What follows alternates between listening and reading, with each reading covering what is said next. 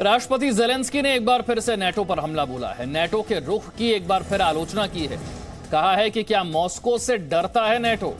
हथियारों की मदद को लेकर ज़ेलेंस्की ने यह बयान दिया है।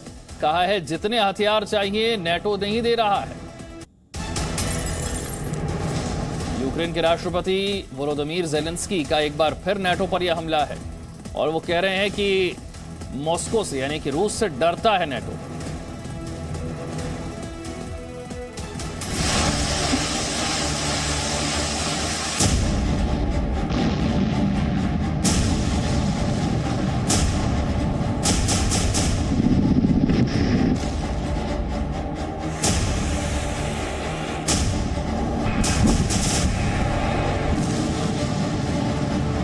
रूस के साथ एक एक इंच जमीन बचाने के लिए यूक्रेन दिन रात लड़ रहा है।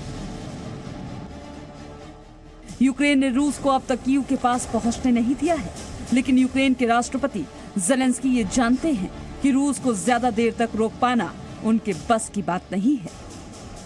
यूक्रेन की हताशा और नाराजगी तब और बढ़ जाती है जब पश्चिमी देश उसे वो हथियार नहीं देते जो उसे रूस के खिलाफ मजबूती से खड़े होने में मदद करेंगे। ज़ेलेंस्की ने फिर एक बार अपने मन की बात पश्चिमी देशों के सामने रख दी कि उसे सिर्फ हथियार नहीं बल्कि लड़ाकू विमानों की भी जरूरत है, क्योंकि रूस के सुखोई मिग जैसे विमानों का सामना करने की ताकत उसमें नहीं है। और ज़ेलेंस्की ने ये चेतावनी भी दी कि अगर आज रूस को नहीं रोका गया तो यूरोप खतरे में आ जाएगा।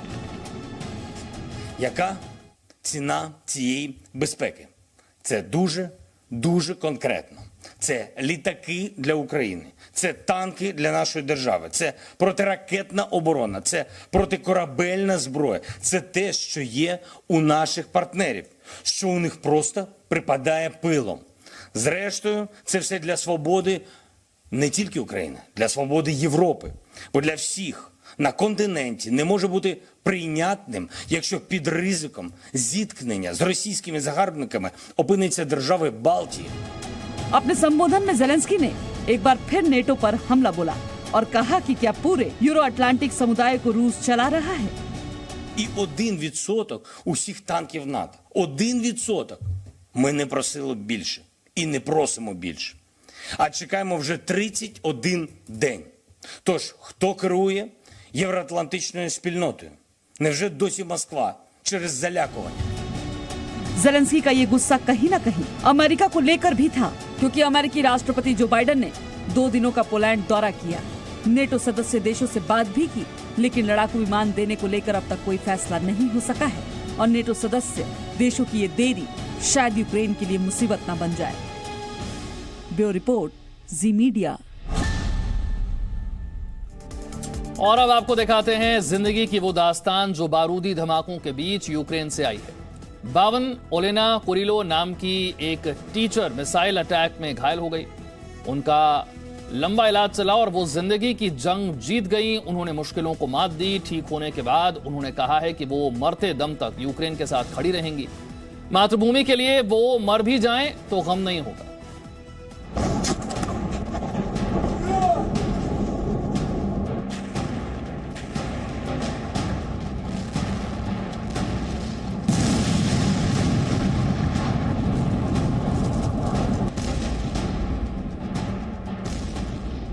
ओलेना कुरिलो 52 साल की स्कूल टीचर हैं। रूस ने मिसाइल दागी और ओलेना कुरिलो भी इस हमले में बुरी तरह से जख्मी हो गईं। ओलेनो का खून से सना ये चेहरा रूस के हमले का जीता जागता सबूत है। लेकिन ओलेना ने हार नहीं मानी और जिंदगी की जंग लड़ना शुरू कर दिया।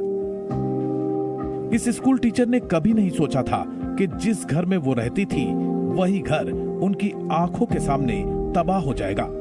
ओलेना कुरिलो के चेहरे की खूबसूरती खून के धब्बों ने ढक दी थी। पूरी दुनिया अब रूस के हमले को घृणा की नजर से देख रही है। दरअसल ओलेना कुरिलो ने कहा था कि जब तक मिसाइल उसके घर नहीं आती तब तक उन्हें युद्ध शुरू होने का भरोसा नहीं होगा। मिसाइल भी उनके घर तक पहुंची। मिसाइल ने उन्हें जख्म भी दिए और तबाह किया उनका आशियाना। खार्किव में हुए मिसाइल अटैक के दौरान ओलेना कुरिलो की आंखों पर गहरे जख्म आ गए।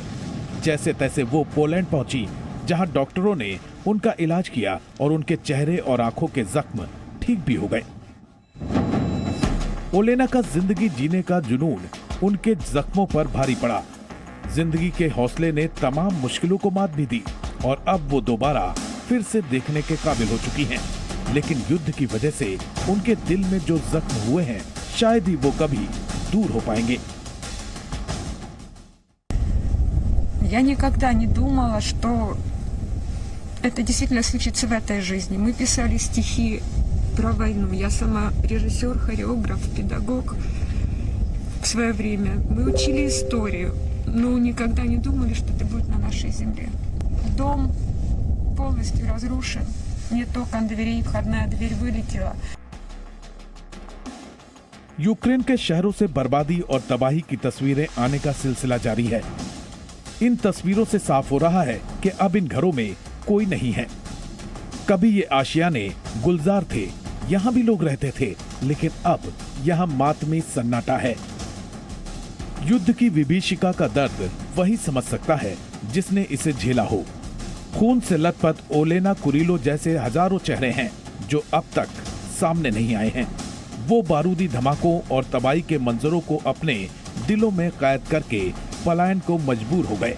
ऐसे लाखों लोग आज शरणार्थियों के तौर पर दूसरे देशों में अपनी जिंदगी बचाने की जंग लड़ रहे हैं। ब्यूरो रिपोर्ट, जी मीडिया।